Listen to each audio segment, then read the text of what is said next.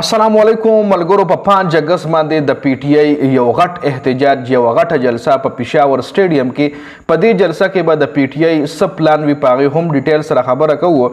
خو بل طرف ته عادل عدنان چې کوم دی عادل عدنان ویل دي چې مولانا فضل الرحمن صاحب د حواله سره خبره کړ چې مولانا فضل الرحمن صاحب د مسلم لیگ او د پیپل پارټي یو خفیه هتیار دی. لکه مولانا فضل الرحمن چې کوم دی هغه د پی ټی آی خلاف اوس هم استعماليږي او استعمالي څوک مسلم لیگ نون او پیپل پارټي د مسلم لیگ نون او پیپل پارټي خفیه هتیار مولانا فضل الرحمن صاحب دی.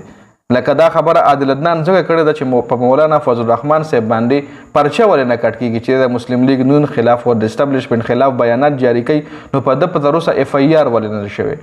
خیر اف ای آر ولې نه شوی هغه د مولانا فضل الرحمن چې کم سټریټ پاور دی. سټریټ پاور مطلب دا چې هغه سره کم عوام دي نو هغه د سټریټ پاور کې مولانا فضل الرحمن صاحب ډیر پاورفل دی.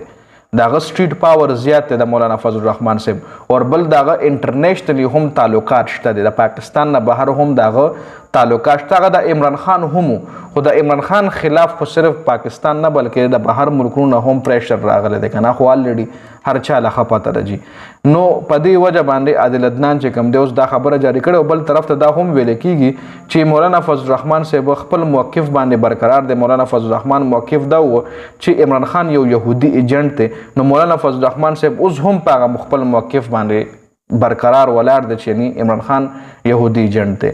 دا خبره هم راځي. خیر دا خو د بعد خبرې دی. اوس د پی ټی آی چې کوم د 5 اگست احتجاج په 5 اگست باندې عمران خان گرفتار شو جی.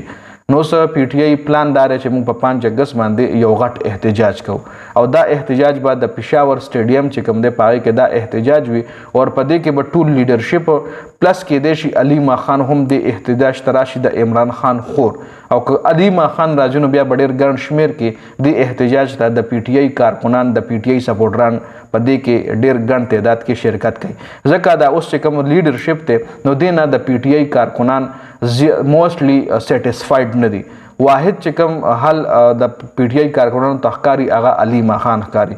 علیما خان د پاره په سواد کې هم ډېر ګڼ شمیر کې عوام راجمع شي او د علیما خان حوصله افزایی کړې وه. خیر اوس پی ټی آی پلان دا دی چې په دې احتجاج کې به مونږه دا کم احتجاج دی یا جلسه ده په سټیډیم کې چې کوم کیږي جلسه په 5 اگست باندې د پی ټی آی غټ یا احتجاج نوم ولور کیا جلسه. خیر خو یو داسې پروټیسټ چې پای کې بدای د عمران خان د پاره د رهایی د پاره یو پلان جوړی. سہیل افریدی دا هم ویلي چې اوس په زه د عمران خان د رهایی پوري چپ نه کینم چې ترسو ما عمران خان نه وی رها کړی تر هغه زوس چپ کې ناستلو والا نه یم او په دې جلسه کې موږ د عمران خان د رهایی یو لایحه عمل چې کوم دی هغه تیارو. لایحه عمل خبره به تاسو ډیر ځله اوریدلې وي چې د اکثر هم دا خبره کوي.